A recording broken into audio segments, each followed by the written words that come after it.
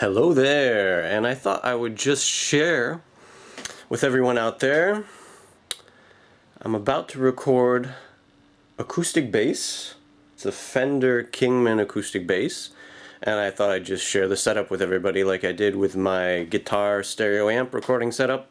It's an example of using two different preamps, so let's get to it.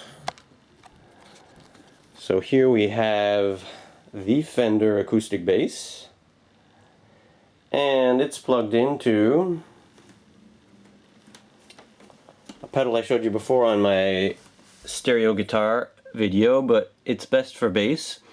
So basically the DI is going into the electro-harmonix bass soul food pedal to give it some grit. I have the drive dialed almost all the way up, and the blend is about maybe 1/3 the way up. And then that goes over into my Daking preamp here, which goes into a Warm Audio WA76 compressor.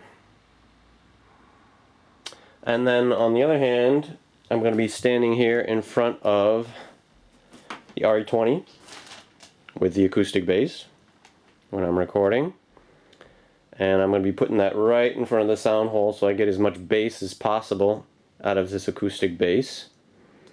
Maybe with a little luck I'll be able to use mostly the acoustic signal or only the acoustic signal.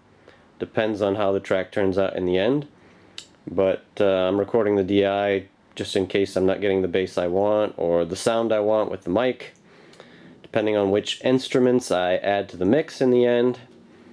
And so the RE20, Electro Voice RE20 microphone is connected into the Gap Pre-73 DLX. And so if you're working with either of these preamps, I've definitely found that I like, when I record bass, I like putting the DI through the Daking, because the Daking tends to be a little bit rounder and a little bit less muddy, let's say. Where the treble part of the bass I like putting through the Gap preamp. It gives it more character, it gives it a little bit more heaviness. But if it's actually on the bottom end where the DI is going to sit, then it can get a bit much. So yeah, I tend to, when I record bass, I tend to put the Gap preamp on either the microphone that records the acoustic bass in this case, or on the amp if I'm recording electric bass, and I use the Daking for the DI. And then so we have the RE20, which goes into the Gap, which goes into yet another Warm Audio 1176. And both of those are heading down, of course, to the converter, analog to digital converter, which heads up to my RME Fireface, which brings it over into my DAW in the end. So there you have it.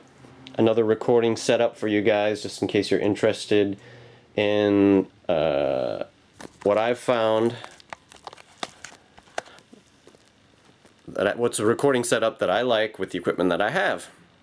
So that's an example, once again, to summarize, of recording acoustic bass, both recording the bass itself with a microphone and recording the DI out, which I use in the mix in case there's not quite enough bass with just the microphone itself, which when you're recording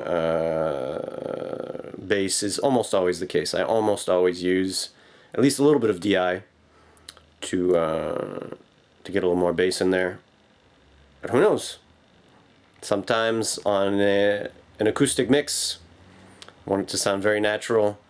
Sometimes I just leave it only with a mic, but you won't get that modern bass oomph in your mix if you're only using a microphone on the amp or on the bass itself. So there you have it. Bye-bye.